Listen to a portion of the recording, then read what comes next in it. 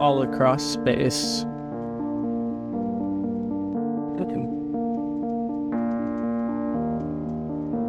all across time.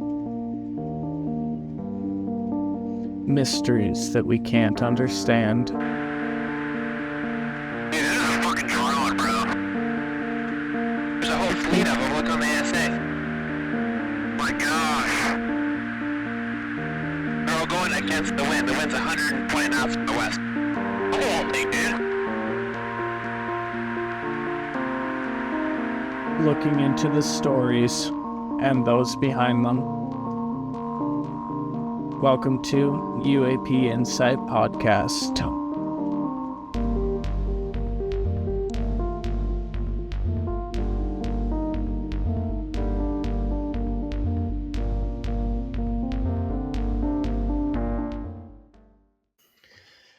Great to have you on. You are Dr. Greg Rogers, former flight surgeon for the U.S. Air Force and for NASA. It's great to have you. Well, it's glad to be here. I was working as a flight surgeon at Cape Canaveral Air Force Station and Patrick Air Force Base as part of the 45th Space Wing back in the 90s. I supported 31 space shuttle missions. And so over a 6-year period, I worked with the space program very closely.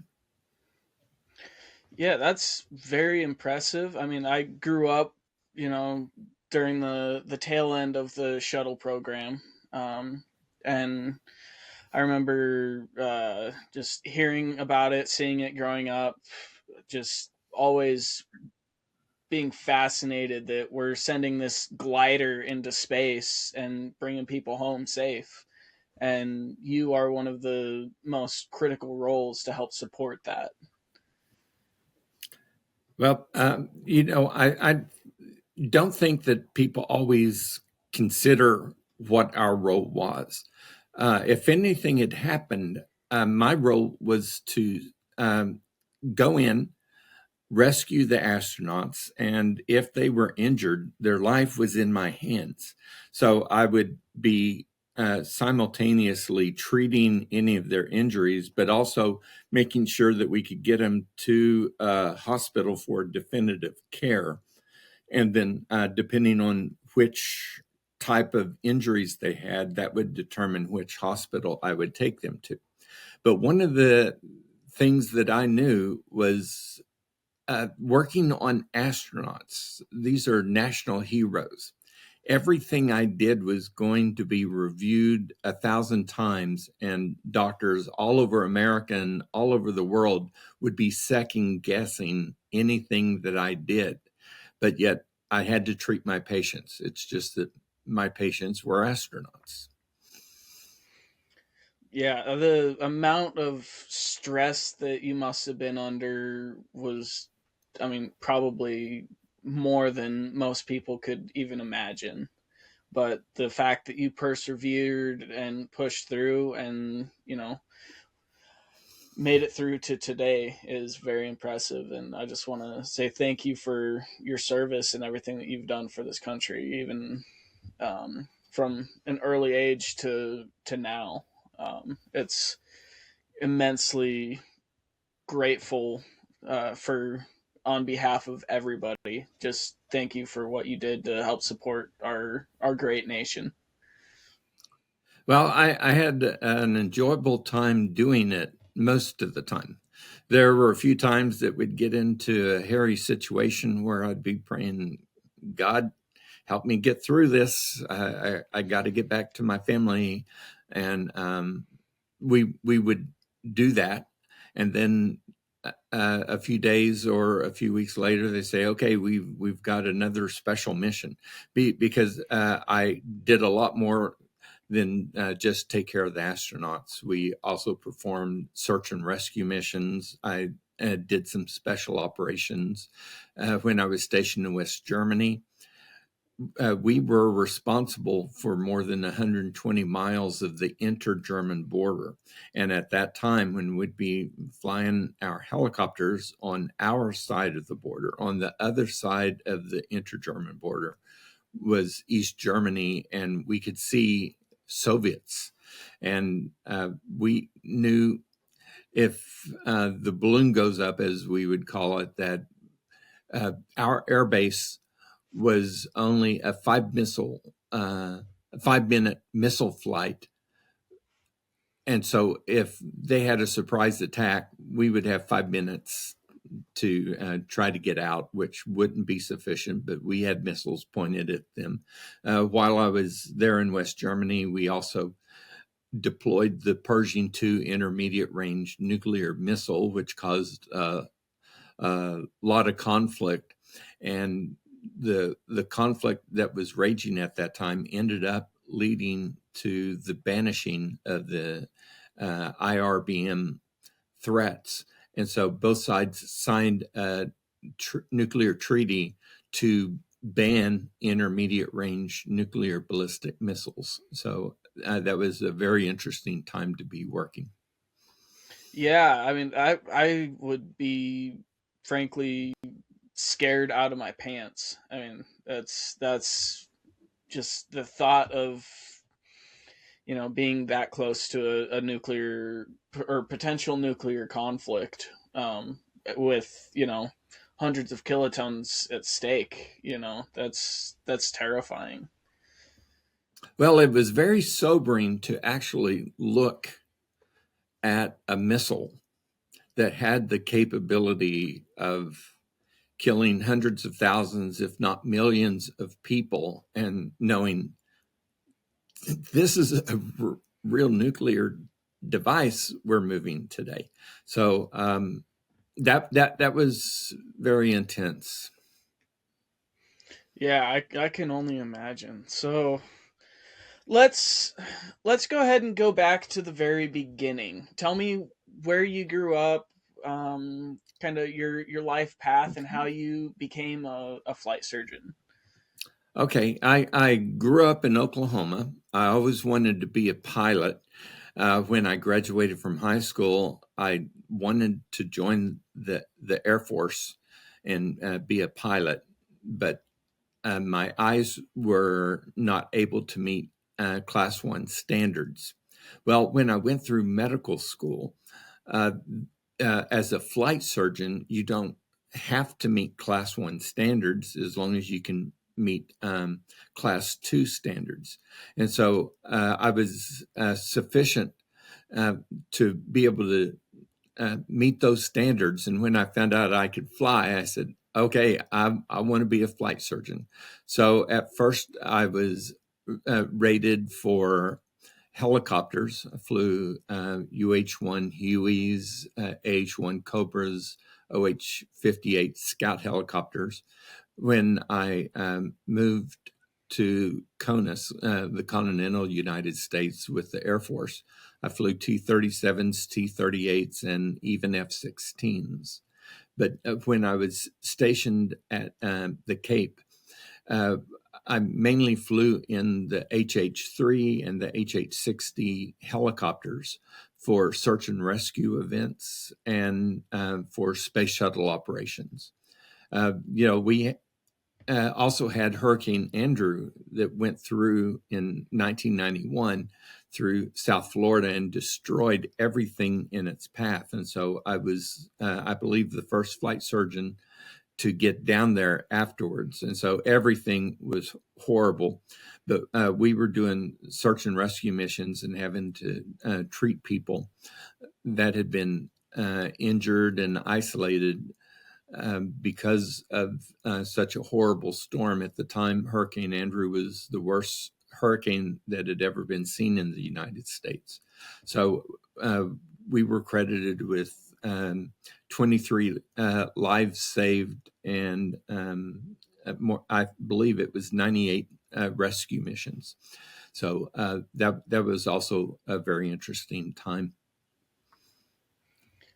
Wow, I can't imagine being on the front lines of a natural disaster like that, especially as it's moving out of the area. I imagine you're already geared up, just waiting for the okay to go out there and start helping people. Yes, when we landed, there was no electrical power, so we had flown in generators. So for the first few days, we were the only ones with electricity, and we had to keep running our generators to keep our radios going. So we would find out, okay, we have a person at this location. Here's their injuries. Any we ended up with 23 lives saved, but the one I remember most was that there was one person that I lost, and it was a 16-year-old girl that had equipment collapse on her. And so when we got there, she had no heartbeat and no respirations. But we got a chest tube in, got her heart going again. And so I felt like, okay, we've been able to save this girl. But I did notice that there was fluid coming from her ears. And so I took a 4x4 and checked that, and I got a double halo. Well, water and cerebrospinal fluid have different densities. So in a cotton 4x4, they will spread out to different distances. When you see those distances separate, that's a pretty good indication of cerebrospinal fluid. Because of that, I had a pretty good indication that she had a basilar skull fracture, and I found out the next day that she had died from the brain damage. That's unfortunately the ones you remember the most are the hardest ones to have gone through. Um, Well, at first, I just felt so sure that at 16 years old, if she's got a heartbeat and she's breathing again, she's got a chance to survive all of the severe injuries she had sustained.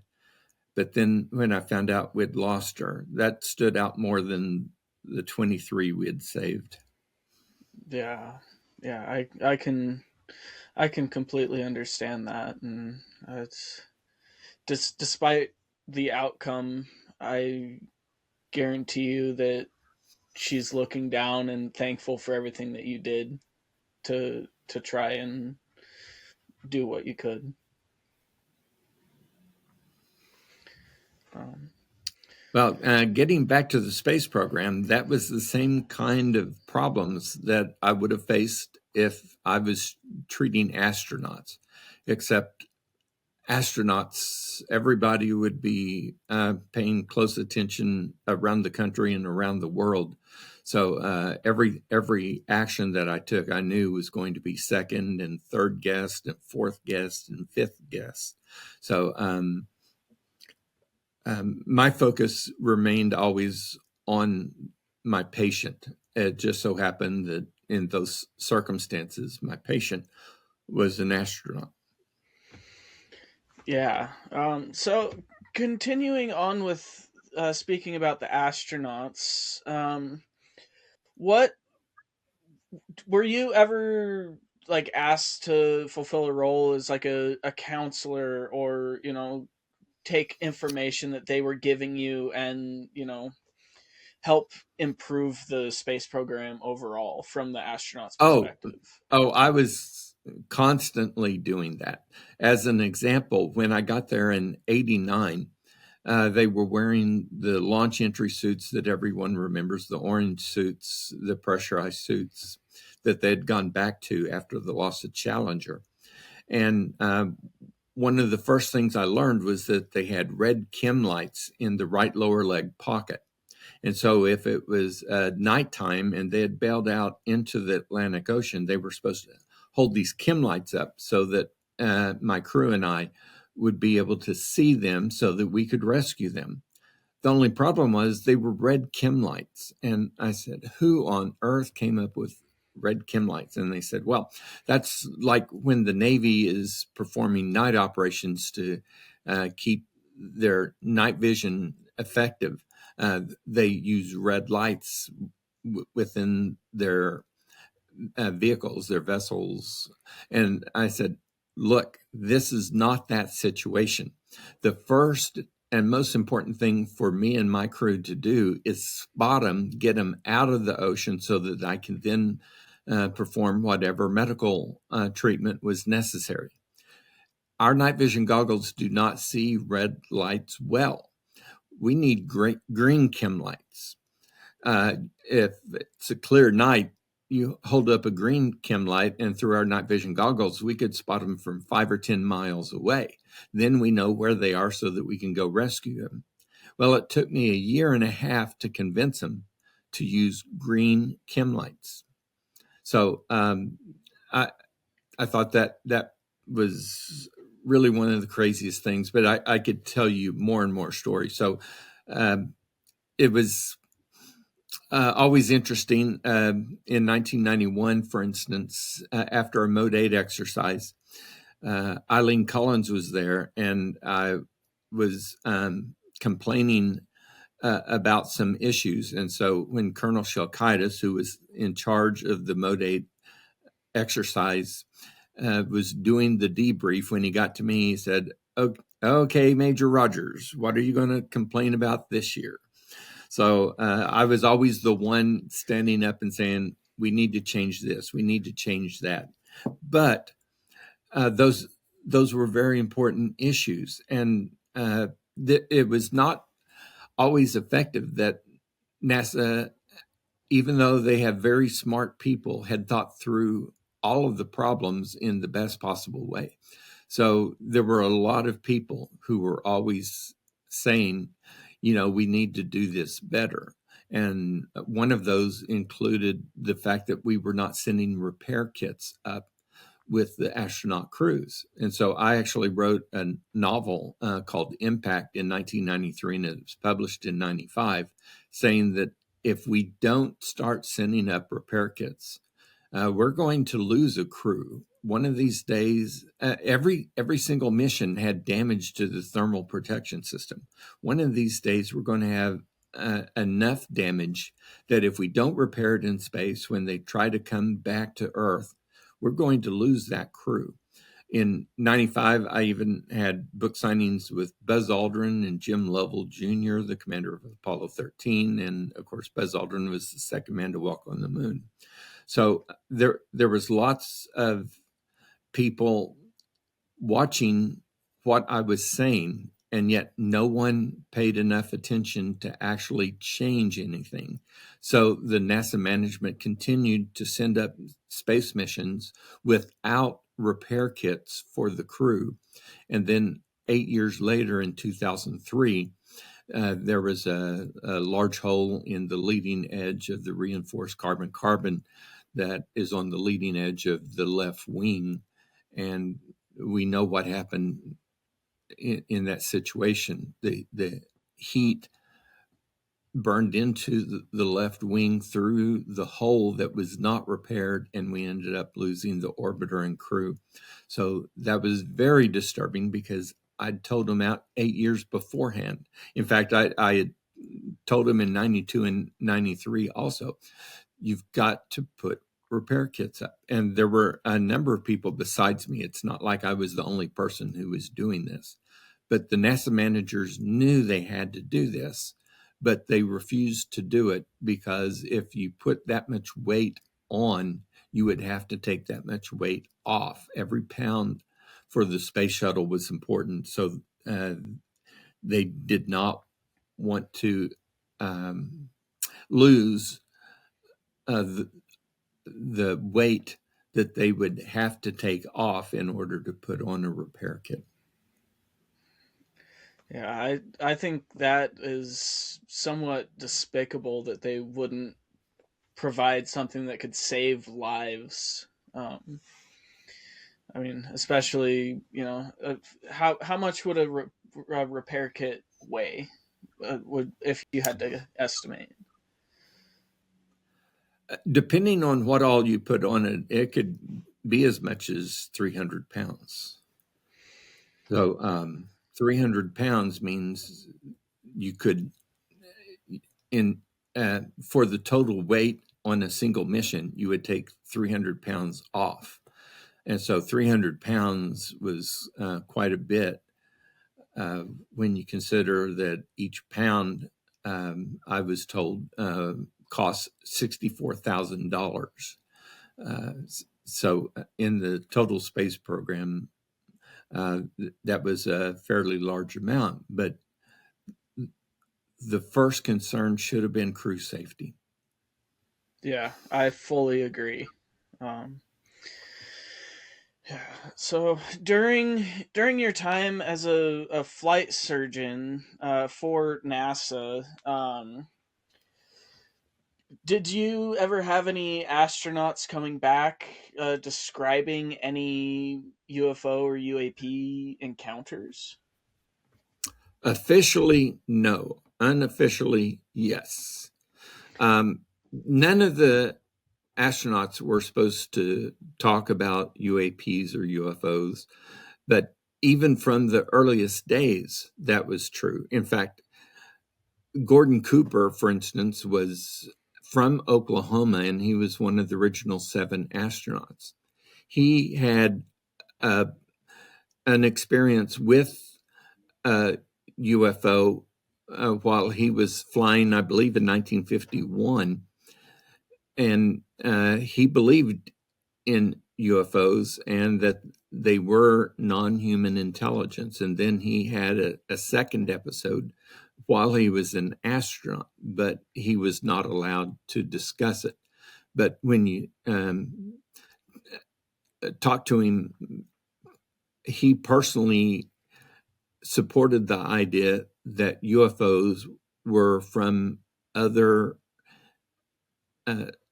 entities, societies from other locations, and he believed that. On Gemini 7, they actually reported a bogey, and the ground crew at Houston said, well, you know, there's a booster that you may be seeing. And he said, yes, I see the booster, but I also see the bogey.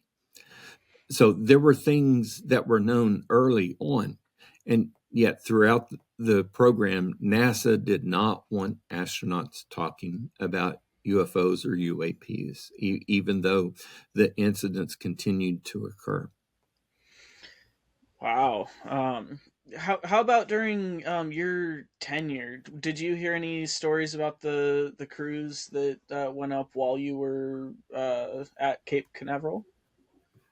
Um, what I would say is this: if they had an interview in an official capacity at, say, 5 o'clock, they would all say, no, we have never experienced anything like that. You go out with them to dinner later, and after they've had a couple of brewskis, all of a sudden they say, well, they'd lower their voice and say, well, let me tell you what happened on my first mission. And then they would tell it. And then if they went back to an official interview the next morning, they would say, no, officially, we have never seen anything of that sort. So they were under a lot of pressure, which was known to me, and that influenced how I reacted when I actually saw a reverse engineered UAP while I was working at Cape Canaveral. All right. So now you've brought it up, the story I'm sure everybody's here for. So let's dive into that. Start from the beginning of that day. Walk me through from the moment you put your boots on and started walking out the Okay. door. I went to work in the flight medicine clinic, and it seemed like a normal day. So I saw some patients, I did some physicals, and then for the afternoon, I was going to go up to Cape Canaveral Air Force Station proper, and I was going to meet a representative of EG&G, who was the prime contractor for Cape Canaveral. Now, for UFO enthusiasts, they'll probably recognize EG&G. They did a lot of stuff all over the country and all over the world, but they were also the primary contractor for the installation at Groom Lake that is known as Area 51. And this has been mentioned in association with that. But this particular EG&G representative was going to take me to 3 buildings. The facilities had altered some of their work programs, and so to become familiar with it in case of injury, but also to check out the safety situation. I went through each of the 3 buildings and was shown what had changed since the last time I was there. Well, in the 3rd building, we had just come out of an area where they were preparing satellites, and so it was a clean room. So I had a hair protector on my head. I had on gloves, coat to make sure that I didn't leave any dust behind, and also these little non-electrostatic booties. So as I came out, I started taking these off, and I was talking about what we'd seen. But the EG&G guy who did that all the time, he had all of his stuff off, and he said, "Okay, Doc, I'll see you next time, but I got to go." So he was out of there. So I was just a minute or 2 behind him. When I went out the double doors into a normal hallway, there was a gentleman standing over to my right, and he was a major in a Class A blue Air Force uniform, and I saw by his badges that he was a missileer. So he worked with the missile program.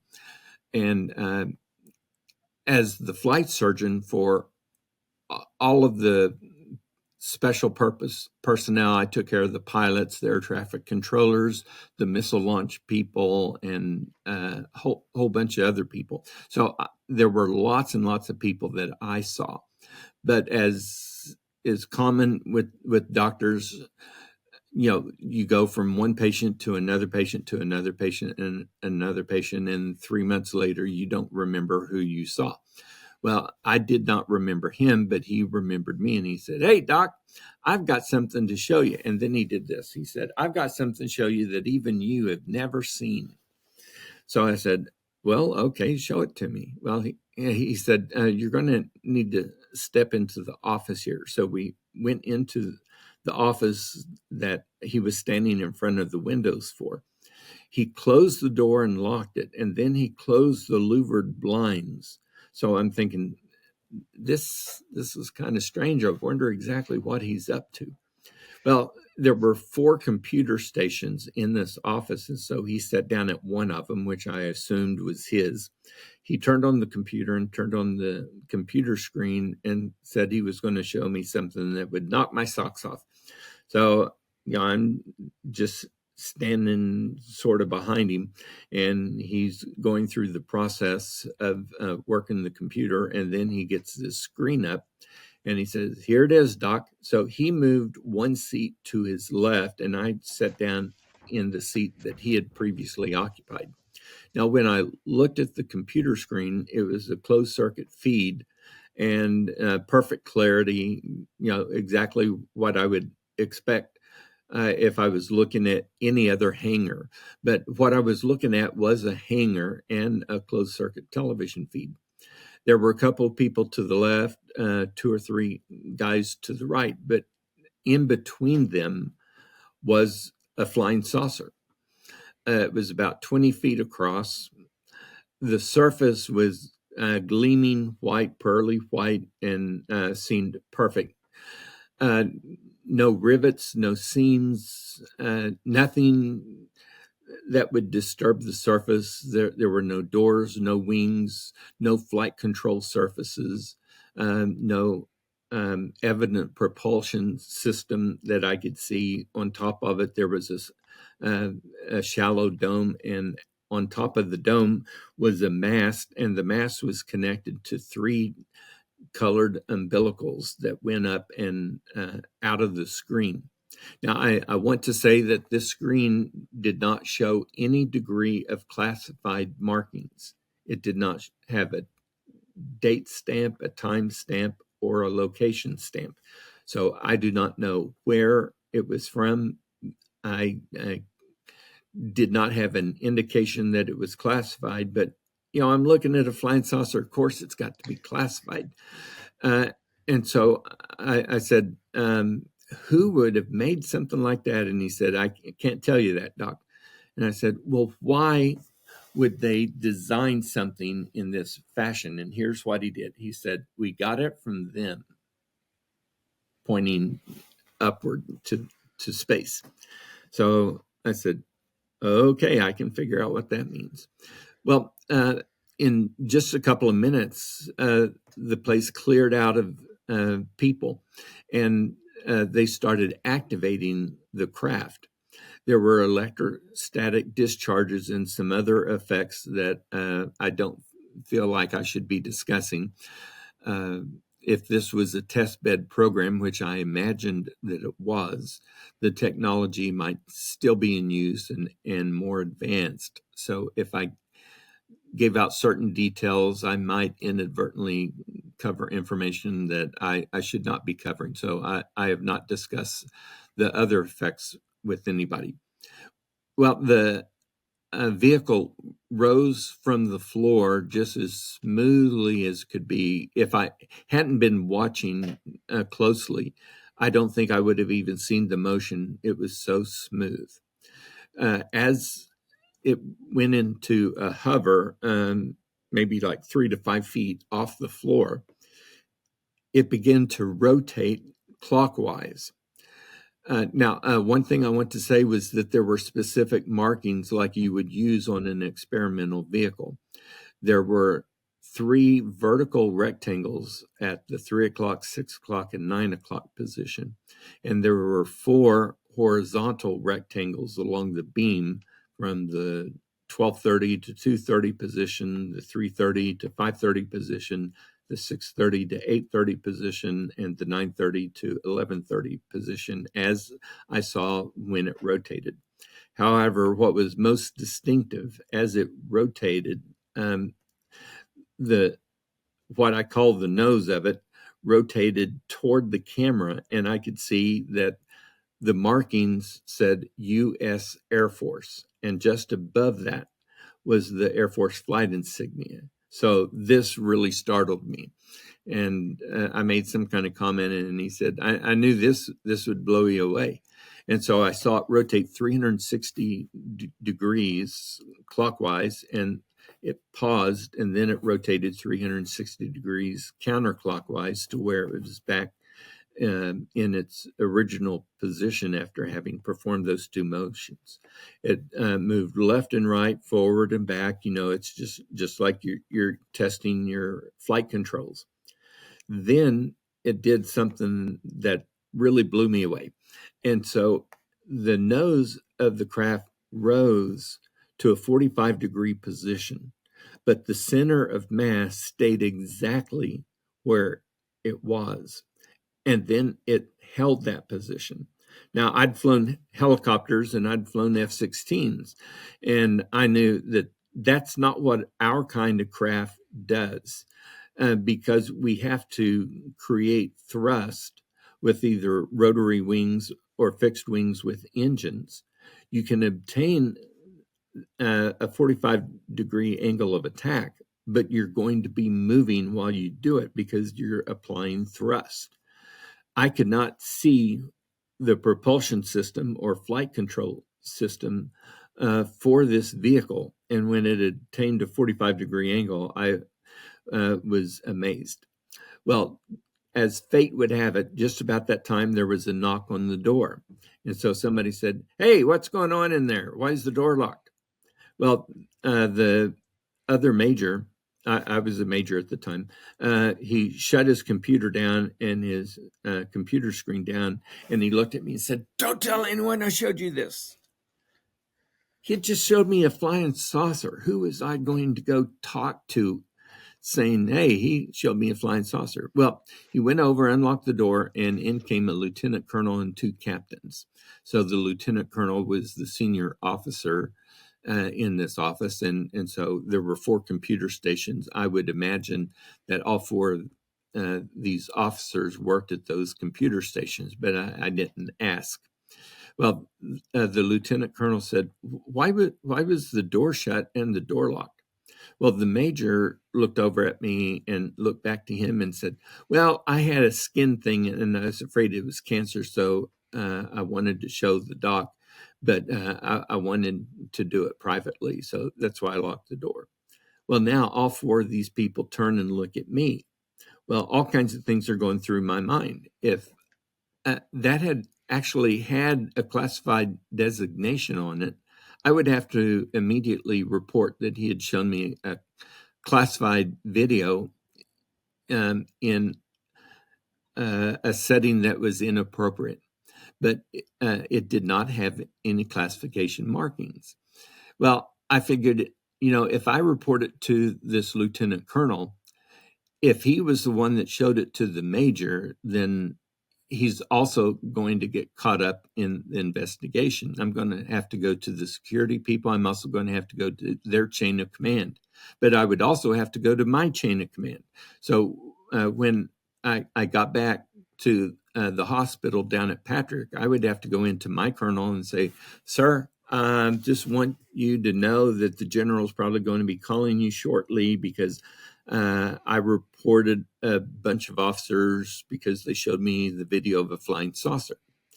Well, this was 1992. There was a reason the astronauts didn't speak about UFOs. There were reason Air Force pilots didn't speak about UFOs because you just didn't talk about that. It wasn't good for your career. Well, all of this was going through my mind. So I looked at the lieutenant colonel and said, it wasn't cancer. I got to get back to my clinic. And so I bolted out of there as quickly as I could, went back to my car, got in my car and drove back down to Patrick Air Force Base. Going down Highway A1A, it took me about 30 minutes to get to my clinic. And throughout that whole time, I was very angry that he had done this to me because now that I had seen this, I had to process, what am I going to do about it? Well, I didn't tell anybody. I didn't even tell my wife for 15 years. Throughout my time in the military, I did not describe this to anyone. But I figured when I retire, I might one day speak about this. With this in mind, in November of 23, I contacted the head of the Professional Development Symposium for the Navy. They run a week-long training symposium to teach doctors, medical personnel, safety personnel, engineers, all kinds of people, all kinds of information. And so I had spoken at the PDS for probably 5 years in a row, 4 years in a row, something like that. Well, I contacted the head of the Navy PDS because I had seen David Grush testifying before Congress, and they showed the FA-18 photos or videos that had been officially released from the Navy, and they had acknowledged that these were naval aviators who had released this and confirmed that these were UAPs. So when I talked to the commander of the PDS, I said, I was planning on speaking next April in the symposium. Since it has been released and it has been discussed before Congress, can I use UAPs in my lecture next April? Well, he was at first hesitant, and I talked to him 2 or 3 times, and finally he said, okay, get your presentation together, but it's got to be in a professional manner. Send me your slide pack when you get it finished, and I'll have my people review it. So I worked up my lecture, sent it to him. He had his personnel review it. And so both the commander and the people he trusted contacted me and said, yes, we want you to speak. You can speak on UAPs as long as you follow your slides. And we will have you give this lecture in April. So just to be on the safe side, I also supplied it to the public affairs office at McAllister Army Ammunition Plant, which is where I worked, and also to the public affairs officer over at Fort Sill, which is the largest facility in Oklahoma. And I received written replies saying, yes, you may give this lecture. You don't need to change anything.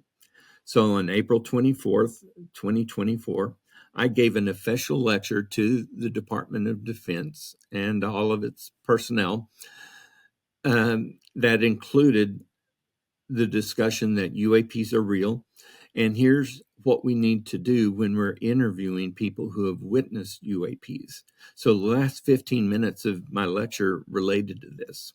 It was very well received. I got a lot of favorable responses. And 2 weeks later, I actually got a letter from the commander of the PDS thanking me for presenting such an interesting lecture. Well, they didn't know it, but I knew that when I retired, I had another UAP story that I was going to tell, but they had given me permission to discuss UAPs. So when I retired on April 30th of last year, on May 4th, I gave an interview with the UK Daily Mail and also Tyler Roberts, who has a podcast. And so they presented my information. And 4 days later, I'm in Newsweek. I'm on the New York Post. It went worldwide. And so since that time, I've become something of a celebrity in speaking about UAPs. And I've been on Coast to Coast a couple of times. Jesse Michaels did a really fabulous interview. He flew me down to San Antonio, and I think that's one of the best interviews I've had. So anybody that's interested, you need to go look at Jesse Michaels' interview because it was fabulous. You know, Jesse's such a great guy. He's knowledgeable. He has great memory, but he's talked to so many interesting people. He knows a lot of stuff. So since that time, I've been talking on all kinds of podcasts, and I ended up writing a book called We Got It From Them. You know, where did I get the title? He said, well, we got it from them. So when they said, what's the title? I said, well, I'll write what I heard. We got it from them. But now an interesting thing about when I was writing that book, the author or the publisher called me up and said, Greg, we've had a problem. I don't know how to explain this, but something happened on my computer, and the manuscript I was working to publish your book has been deleted. Everything in your file was deleted.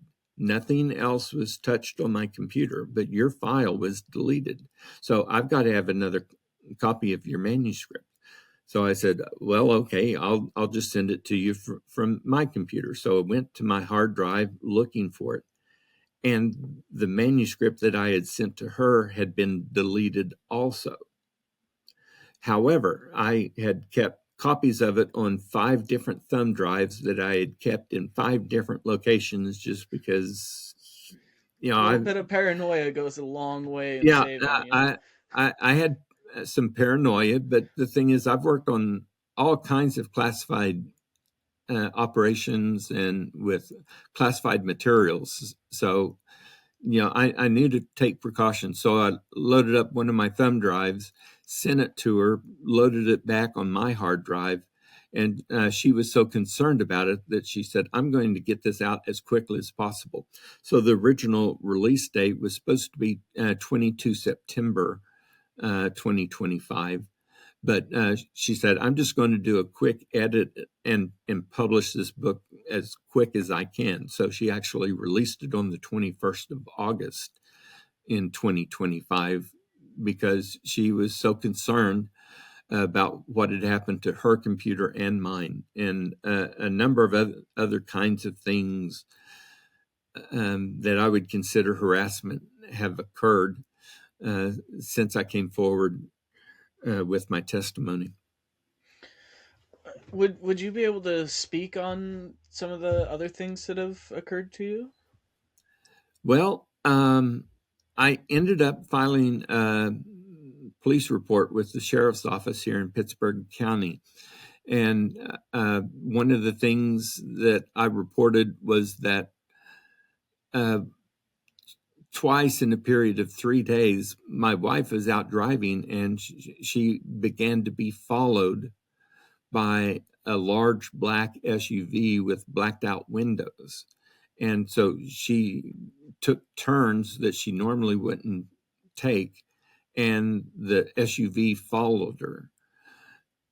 So she kept making turns, and finally, I think they figured out, okay, they know we're following her, so they broke off. I have had all kinds of things happen with my cell phone. I had one cell phone that I was using at the time, and all kinds of bugs kept popping up in it. So I took it to, or my wife took it to the AT&T store here in McAlester, Oklahoma, and they tried to debug it, and they said, this is too technical for us. We can't really make these things happen. We're going to contact Apple. It was an iPhone. And so they contacted Apple Security. And so they got into it and said, boy, somebody really did a number on this. And my wife asked, does this look like regular hacking? And they said, no, this really looks more like the government. We will work on it for a week and try to get this fixed. So they contacted us after a week and they said, we cannot fix this phone. Therefore, we will give you a brand new phone with a higher level of security, and we'll see if that makes a difference. Well, I started using that phone. It had a different phone number also, which messed up a lot of stuff because I filed all kinds of military and non-military internet that had that number on it. The VA had that number. So when I called them next time, they said, okay, we'll send you a message on this number. And I told them, that's not the number I'm using now. So that was difficult. But I started having problems on that phone. And so just a while back, I was talking to a friend of mine, and while we were talking, we kept saying, there's some kind of interference. And so I said, I'll tell you what, let's get off this line. You call me back on FaceTime and let's discuss it. And he said, okay, I'll do it immediately. So I waited 3 or 4 minutes and he didn't call. So I just made a regular cell phone call back to him. And he said, I can't talk to you on this line. I'm talking to you on your FaceTime line. And I said, I'm not on my FaceTime line. And he said, well, I have a picture and I can hear people talking in the background. And I said, well, whoever it is, it's not me.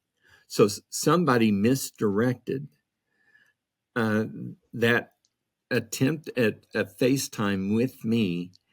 And I told him, you shut that phone call down. This is me. I will not call you on FaceTime anymore. I will text you first and then I will call you.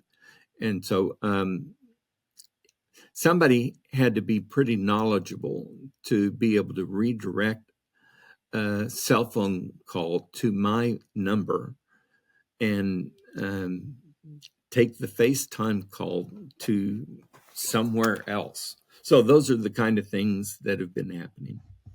Wow, that's horrible. I really hope that you can get some kind of closure on that, and not have to worry about that happening to you anymore. I mean that's as David Grush said, that's bureaucratic terrorism. That's all you're doing is speaking your truth. And I think it showed a level of technical competence that the average hacker is not going to know. So, um, whoever was doing this was an expert in what they were doing, and that concerned me a great deal. Yeah, yeah, I would also be concerned. But I want to go dig into a couple aspects of your 1992 encounter that I have some questions about. So Okay. when when you were watching this CCTV feed as the craft was starting to lift off, and you said it was rotating like 360 degrees one way and then reverse, or something like that. The cables that were coming out of it, were those twisting on themselves, or were they just staying stationary? The umbilicals were twisting. One of the reasons I believe this was a reverse engineered UAP was that if a craft had actually flown across the solar system or galaxy or from an interdimensional port, they would not have required umbilicals. We use umbilicals when we are in the early stages of testing aircraft, vehicles, and other equipment. So, because it required 3 umbilicals, I felt like this was a test bed project, and a more advanced form of it would not be tied to umbilicals. So, that's the big reason I along with the markings, I felt like, okay, somebody's doing flight testing of this vehicle. It's not as far along as they would like it to be, so uh, they're doing these tests, and these were basic flight control tests. This was not advanced stuff. It was in a hangar, so you can't go flying at 1,000 miles an hour. You'd bump into the walls of the hangar. So they they were rotating. They were moving left and right, forward and backwards. They moved to this unusual angle of attack, but it looked to me like they were just testing the flight controls. I don't know what else was in the video because we had to close that out, but uh, it seemed to me basic testing because before we launch rockets and before we launch any kind of spacecraft or satellites, we do testing on them. And so this looked like some of the testing I had seen for our more traditional vehicles, Okay. but this wasn't a traditional vehicle. Yeah, yeah, not by any means. So I know you said that the cables on the umbilical were colored. Do you remember what color each of the cables were? If this is guessing from 34 years ago, but I believe one was white, one was black, and one was blue. Okay. And then for the, I know during the interview with Jesse Michaels, you stated that the crew that seemed to be working on the craft were almost wearing like Tyvek suits. Um, Yes, before the vehicle was activated, it looked like there were 2 guys that struck me as engineers, working around the Cape. That's what I would have expected them to be. They had on lab coats, and I believe they had clipboards. And then 3 guys on the other side had single piece uniforms that looked like they were more mechanics or technicians, and uh, the suits that they had on, if the closest thing I would think of was when I was in Tyvek suits because of what I was doing.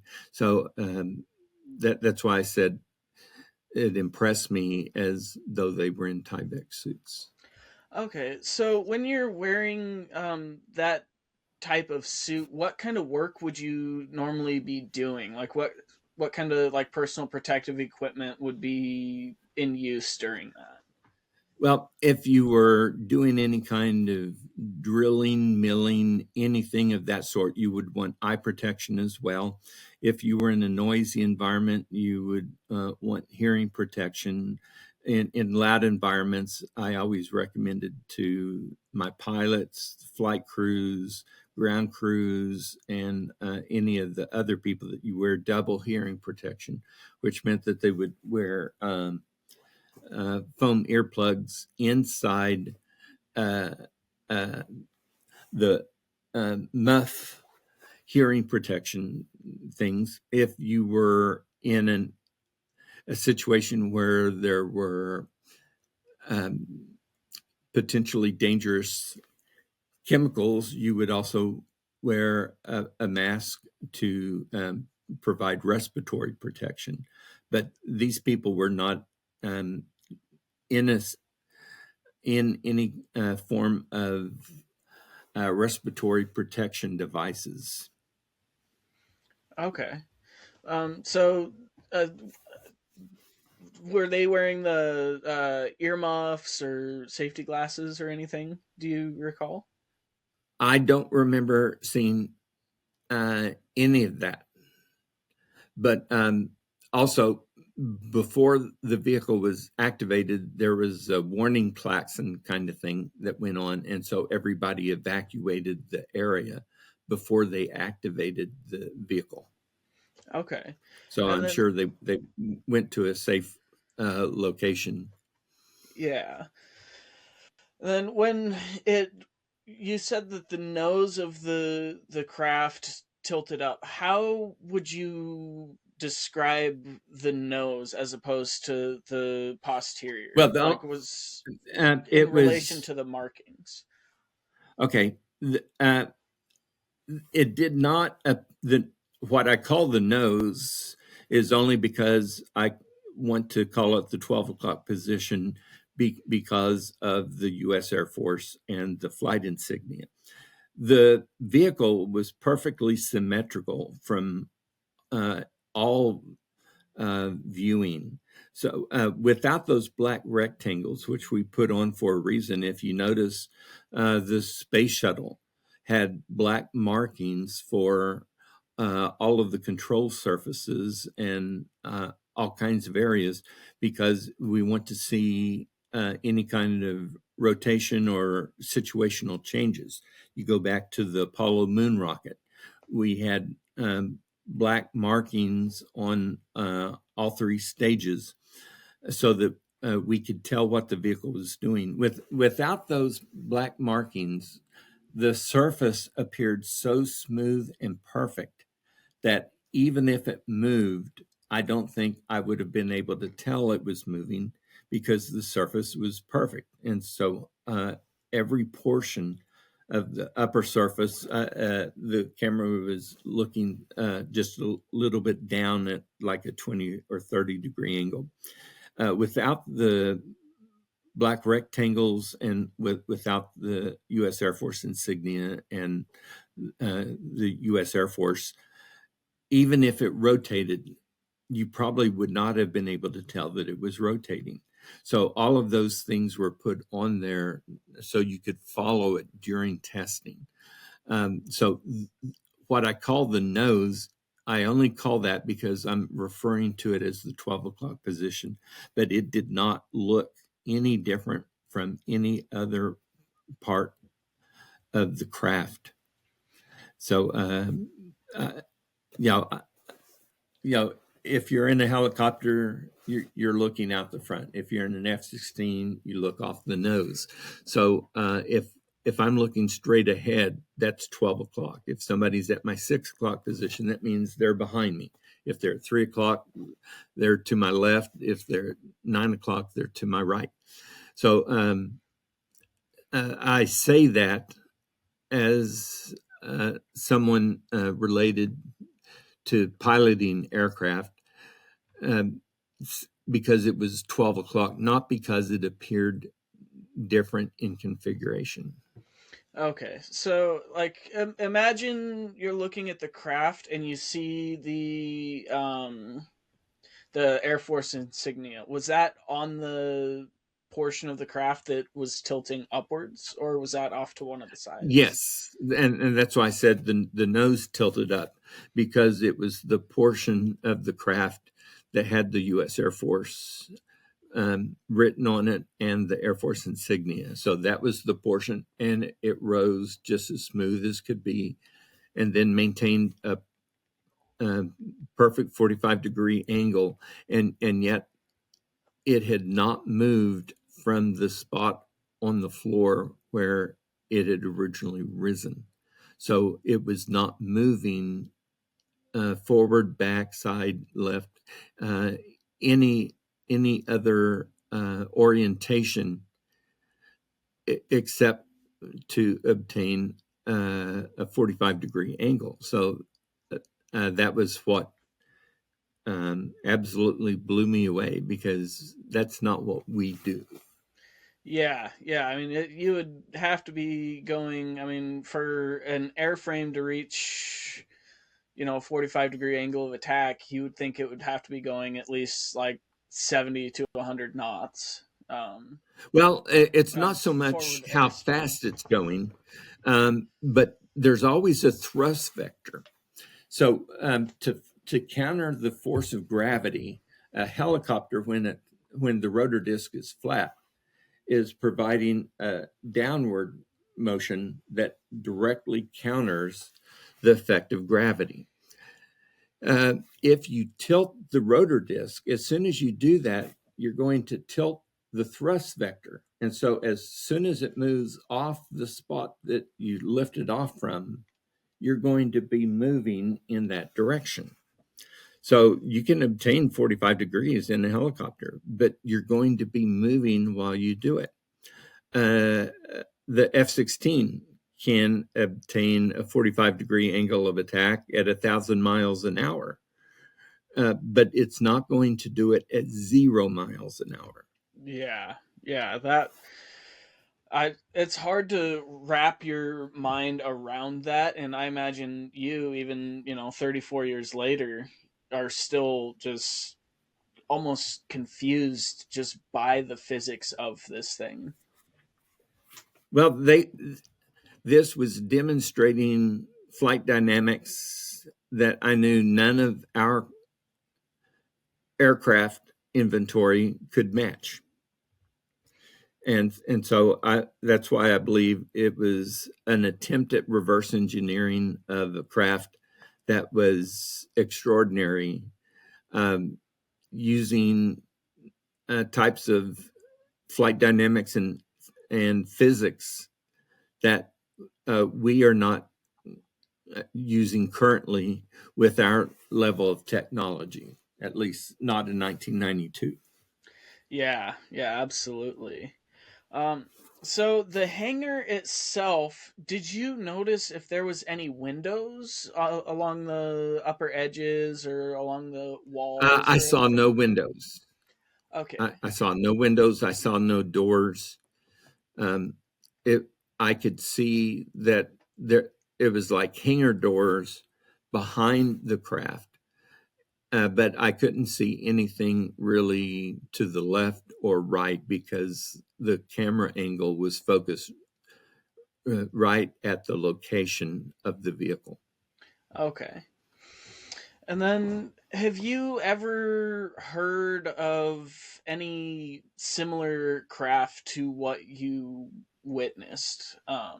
From speaking to like other flight surgeons or other members of the military throughout your career? Well, the next time I heard of someone describing something exactly like that was when Dave Fravor was talking about the Tic Tac video being stationary and then moving at great speed. The Tic Tac didn't quite look like what I saw, but the technology of motion, what it did, was extremely anomalous, and would have been the only kind of time, because they were showing the video of it. It actually reminded me a lot of the gimbal video because it was tilting one direction and then it would tilt another, even though it was maintaining its direction of flight. So that was acting more like what I saw. However, those craft were obviously more advanced than what I saw being tested in the hangar. Yeah, I would definitely agree with that. So the building that you were shown this video in, I know you mentioned that it was a site where satellites were being repaired or built. Um, would you be able Yes. to specify kind of what satellites were being worked on in that Well, facility? there was one section where they were working on satellites, but the part I inspected was actually where they were keeping the access way for the Space Lab or Space Hab module.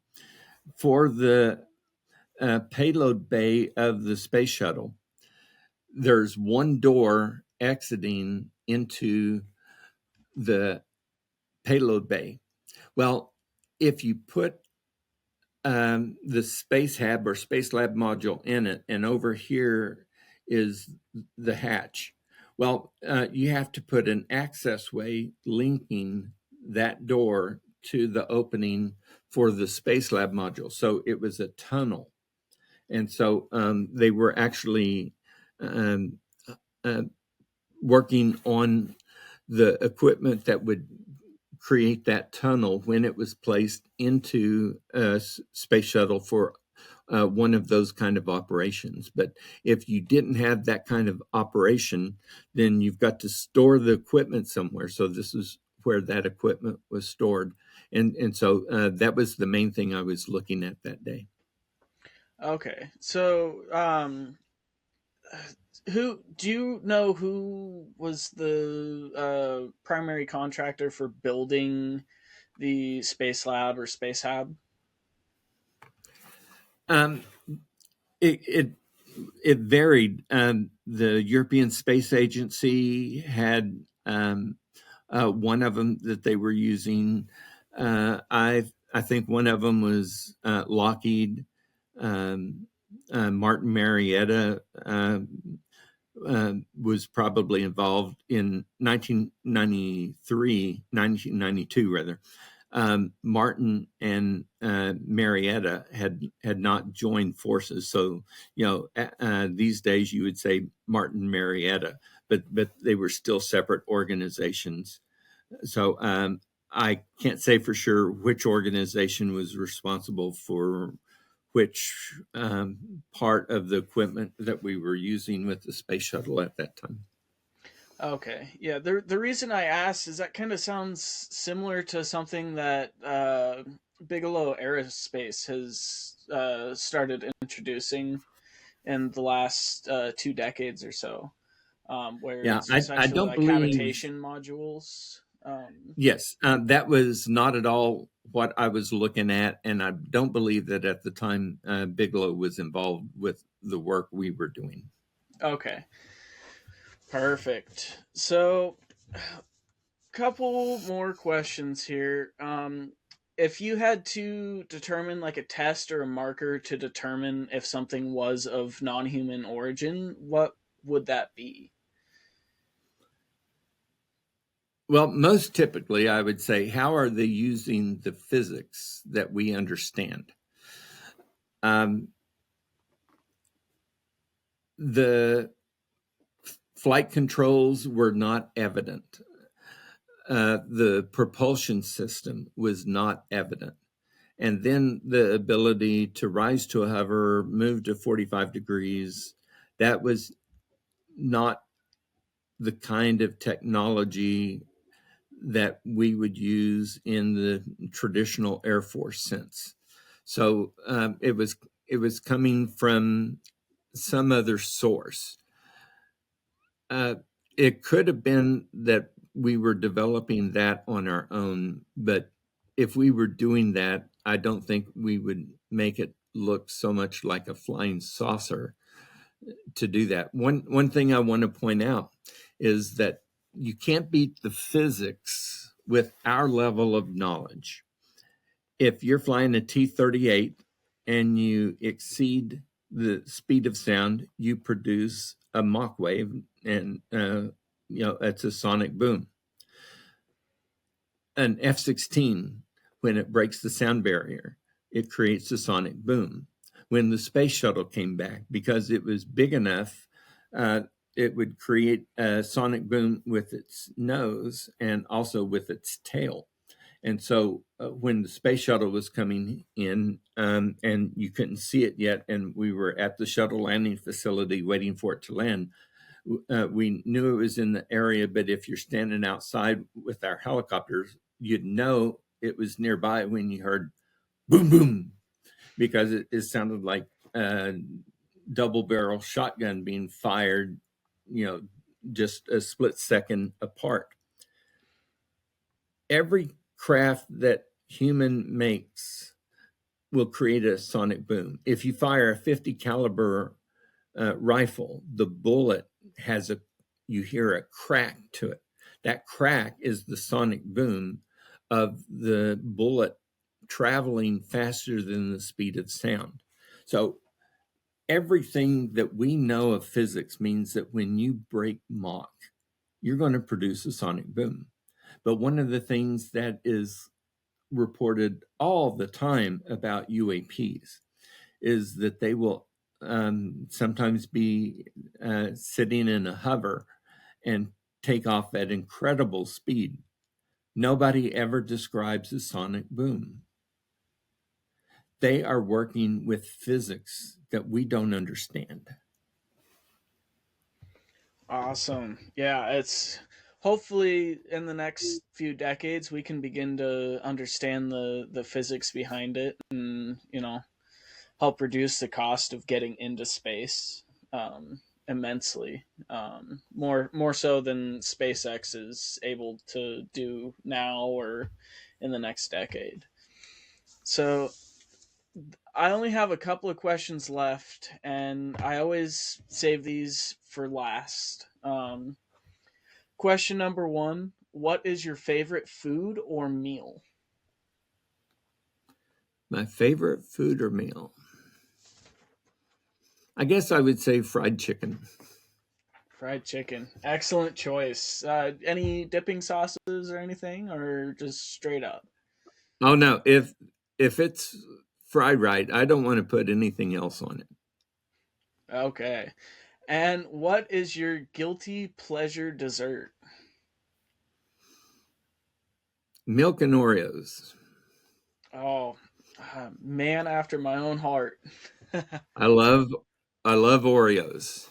As I've gotten older, I've had to think about my weight and blood sugar, so I don't eat Oreos like I used to. But man, I'd take like 10 Oreos and a big glass of milk, and that would be how I would ideally finish a meal.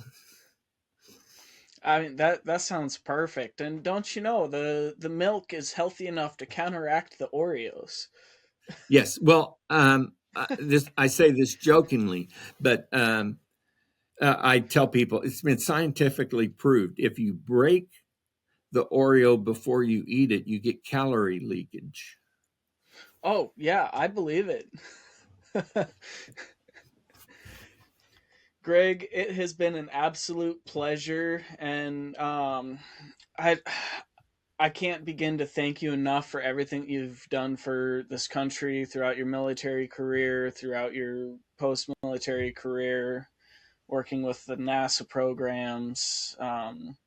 Is there anything that you would like to say to someone who's gone through similar experiences to you that may be hesitant coming forward? Well, I credit a lot of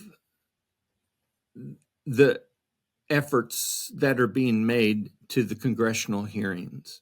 When the congressional hearings were first being made and they were coming out with extraordinary information, and they were getting highly qualified people who were sometimes, especially if they're still in the military, putting their careers on the line to say what they were telling the members of Congress.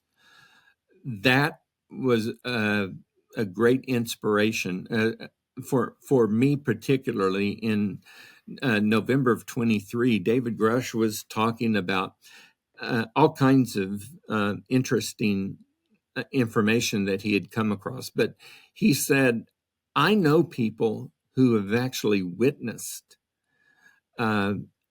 reverse engineered UAPs, but none of them would come forward and speak to you.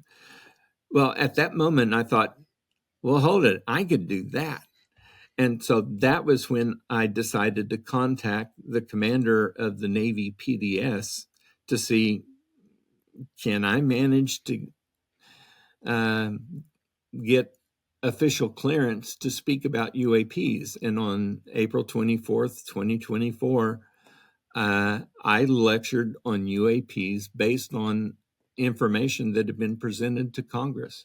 So I think that was extremely valuable to the people who want to hear about disclosure. And that was the reason I came forward.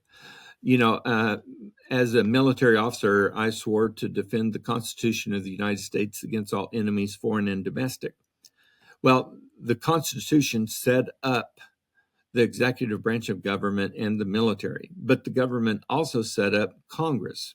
So if a member of Congress says, I want military personnel to come forward and tell their stories, that is part of the government that was created by the Constitution. So I felt the clearance to come forward and tell my stories once I was no longer directly associated with the Department of Defense, which is now called the Department of War. But once I had finished my obligation, you know, most of the time you're not allowed to talk about something for 30 years. Well, it has now been 34 years, and it was 33 years when I retired since I had seen this. So because I'd already received clearance to give the lecture I did on April 24th of 2024, and the fact that I had retired and was talking about an issue that was more than 30 years old, that's why I felt justified in coming forward. Awesome.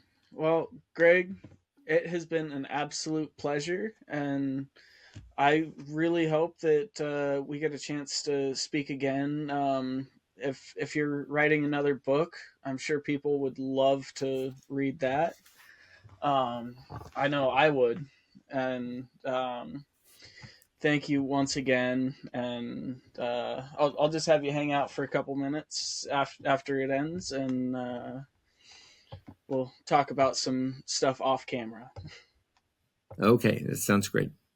All right, thank you again.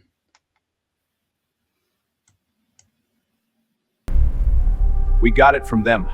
From them, the UFO, directly. This is the tech. Oh my God. In the halls of Cape Camaro, under Florida skies, Dr. Greg Rogers walked the line where the rockets rise. A major in the Air Force, NASA's chief in flight, healing astronauts, bodies guiding them through the night. From missions to unmanned, he kept the watch so true. But one day in '92, a secret came into view. We got it from them, all the words that echo still.